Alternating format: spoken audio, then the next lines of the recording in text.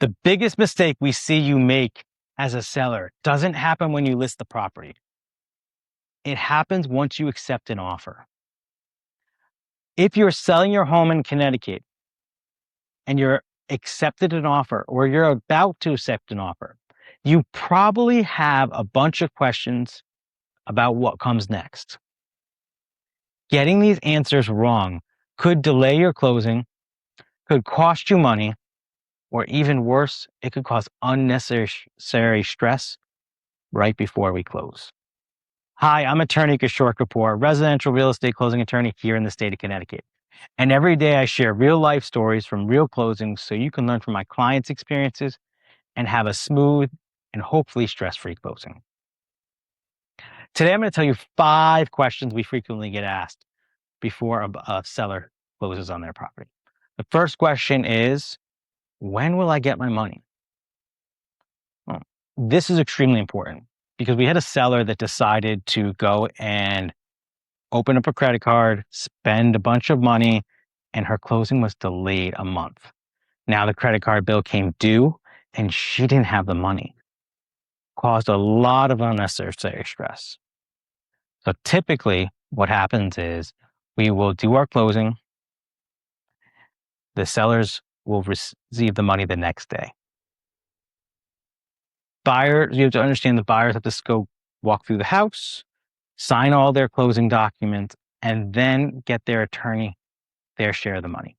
And then their attorney will send me the money through a wire transfer. This takes time, right? If they sent it early in the morning, sometimes it can take all day. The federal wire department says it takes 24 hours. We have not seen any wires take that long, but they potentially could. And we have a 4 o'clock wire cutoff. So that means that after 4 p.m., I can't send you your money. So if I receive the money at 4:01, unfortunately, you're not going to get the money until the next day. Now, there's also a difference between getting your money and when it's available. If I send you a wire transfer, the money is available and arrives in your account at the same time, right? If I give you a check, your bank may not authorize you to have full access to all that money. The caveat is a lot of banks charge a wire fee. So you have to make the decision. If you need the money quickly, a wire makes sense. If you're going to get a wire, just plan from anywhere from $20 to $35 for a wire fee. So you're prepared, right? If you have plans to go spend that money right away, I highly recommend a wire transfer. Question number 2 I get asked, and this one comes up a lot. Your buyer does an inspection and there are issues. Do you have to fix everything that they ask for? The short answer is no. The longer answer is this is a negotiation, right? So if your roof is shot and a buyer comes to you and says, I want the roof replaced, you can say no. You have every right to. Just know the buyer reserves the right to say, I'm walking away. So this is a negotiation. You got to be able to go back and forth and just know nothing is automatic, but there is a strong possibility, especially if it's something for health and safety, that when we go to do our appraisal, if you have an FHA buyer and some conventional buyers, some issues are such a big deal to the lender that they're going to make you resolve that no matter what. Now, the key to you, and this is also a tip for the realtors, please do not agree to anything that says, in lieu of making repairs, I'm going to give you a credit, right? Because you have the option to give a credit.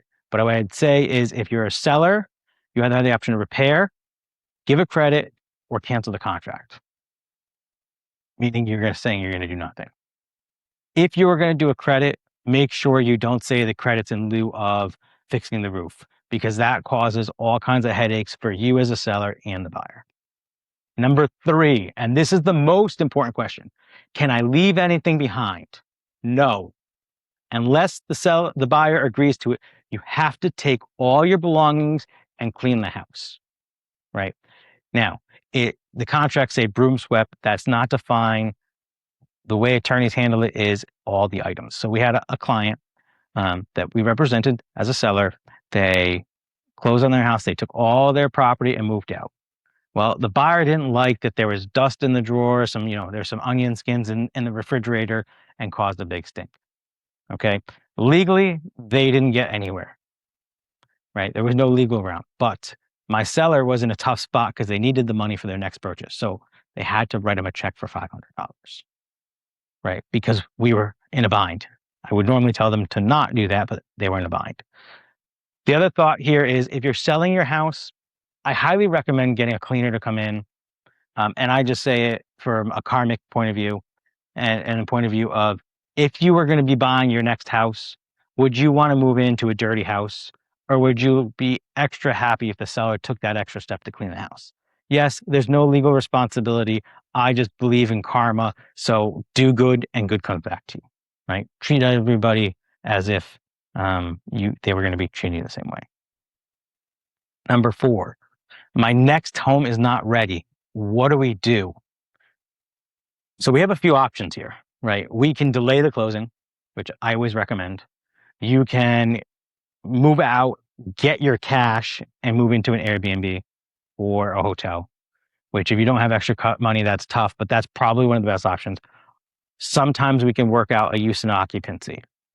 The buyer has to agree to it. The buyer's attorney has to agree to it. Everybody has to be on board. It may cost you some money, but we have to work it out.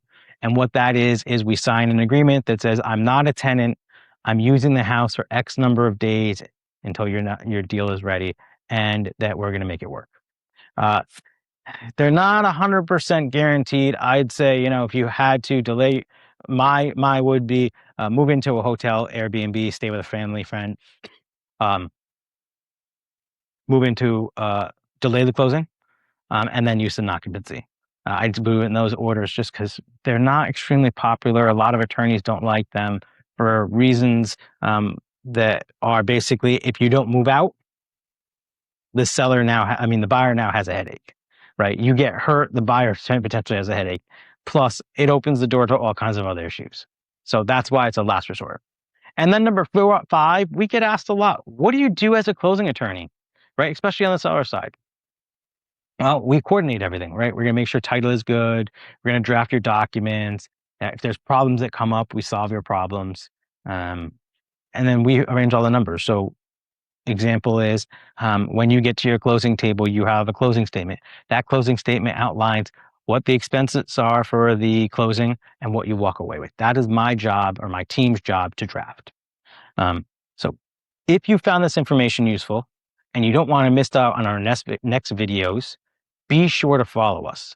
Because like I said before, every day I share real life stories from real closings so you can learn from their experiences and have a smooth and stress-free closing.